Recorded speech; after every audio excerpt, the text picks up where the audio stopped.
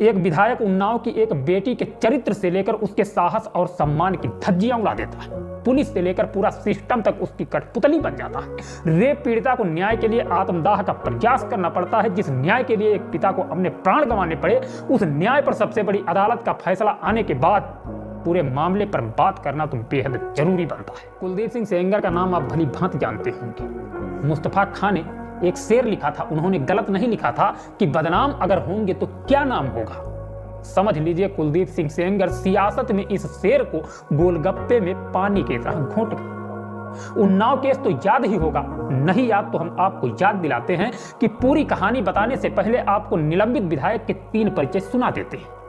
पहला परिचय कुलदीप सिंह सेंगर का नाबालिग से गैंग रेप का दोषी है।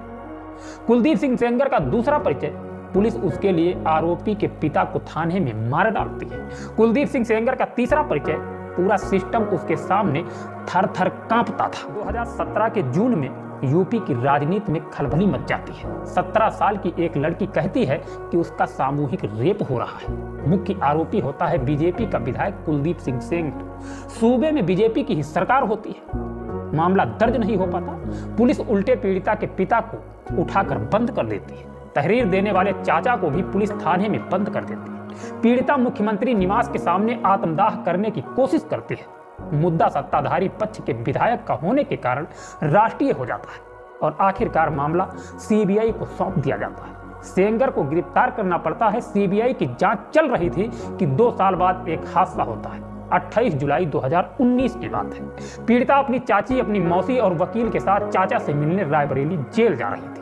दिन के 1:30 बज रहे थे। अचानक तेज रफ्तार से आता हुआ ट्रक कार के पर खच्चे उड़ा देता है। पीड़िता की मौसी और चाची की तो मौके पर ही मौत हो जाती है।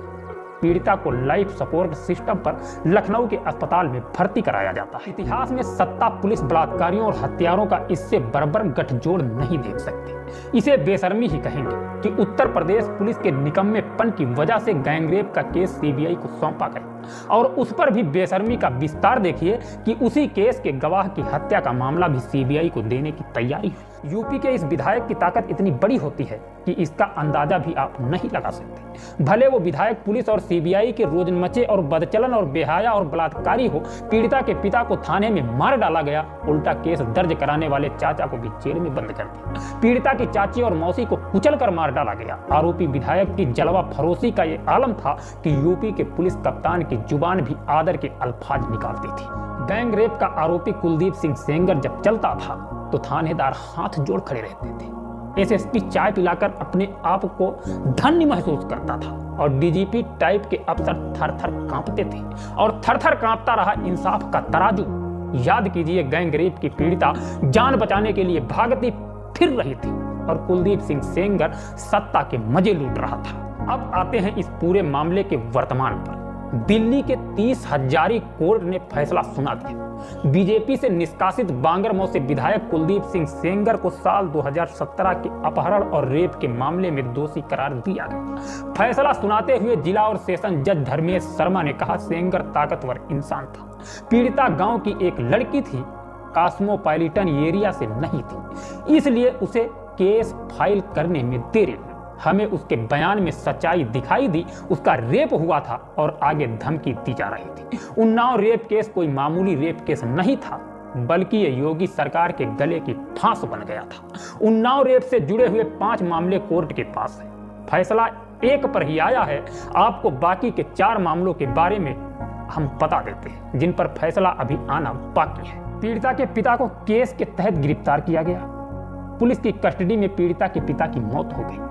पीड़िता का एक्सीडेंट जिसकी साजिश रचने का इल्जाम सेंगर पर था। इस रेप केस के अलावा पीड़िता का एक और गैंग रेप का केस कोर्ट में है। इस केस में अक्टूबर में सीबीआई ने चार्जशीट फाइल कर दी थी और कहा था कि लड़की का गैंग रेप 11 जून 2017 को हुआ था, यानी सेंगर द्वारा किए गए गैंग रेप के बाद 3 लोगों द्वारा गैंग रेप किया गया था। उस वक्त वो नाबालिग थी। चार्जशीट के मुताबिक तीनों आदमियों के नाम है नरेश तिवारी, ब्रजेश यादव और शुभम सिंह। अब बताते हैं कि कब क्या हुआ।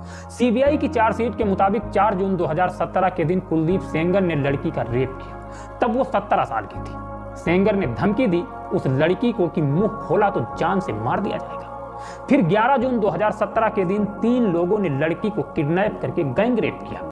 रेप पीड़िता के पिता की शिकायत पर कुलदीप सिंह सेंगर की करीबी महिला शशि सिंह के बेटे शुभम सिंह, नरेश तिवारी और ब्रजेश यादव को बेचने और गायब करने की रिपोर्ट दर्ज कराई। 20 जून 2017 को पुलिस लड़की को खोज कर लाई और शशि को क्लीन चिट दे दी, बाकी को जेल भेज दिया। विधायक ने पैरवी की और आरोपी छूट गए। विधायक और पीड़िता के पिता की बहस हुई और रंजिश में बदल गई।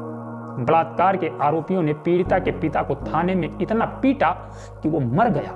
इलाहाबाद हाईकोर्ट ने यूपी पुलिस की बिहाई और 2017 में सलीक पर टांग दिया और तब जाकर माननीय विधायक गिरफ्तार हुआ। लोकतंत्र का नसीब देखिए कि बीजेपी के एक महाराज जब एमपी चुने जाते हैं तो बलात्कार के आरोपी को सलाम ठोकने उन्नाव जेल पहुंच जाते हैं, उसकी महिमा गाते हैं, उसे महान बताते हैं। ये वो लोग हैं जो बेटी बचाओ बेटी पढ़ाओ का नारा बुलंद करते हैं और बलात्कारियों को प्रणाम करने के लिए जेल तक पहुंच जाते हैं, जिनकी चाल से बेटियां दहशत से भर जाती हैं, जिनके राज में बेटियों के बाप थाने में मार दिए जाते हैं, जिनके राज में बेटी के रिश्तेदारों को रास्ते में कुचल दिया जाता है। हिंदी की मशहूर लाइन है, सत्य परेशान हो सकता है पराजित नहीं। ऐसा ही कुछ इस जलवा फरोश विधायक के मामले में भी देखने को मिला, जिसके चलन पर कभी थानेदार हाथ जोड़े नजर आते थे, आज उसकी सारी हेकड़ी कानूनी शिकंजे में दम तोड़ गई और अदालत ने सीधे सीधे बता दिया कि अपने कोर्ट में, अपने दरबार में तुम जो होंगे वो होंगे, सबसे बड़ी अदालत में तो सिर्फ हम हैं। अब मिलेंगे नेक्स्ट वीडियो में। अपना ख्याल रखना, परिवार के साथ खुश रहना। जय हिंद, जय भारत।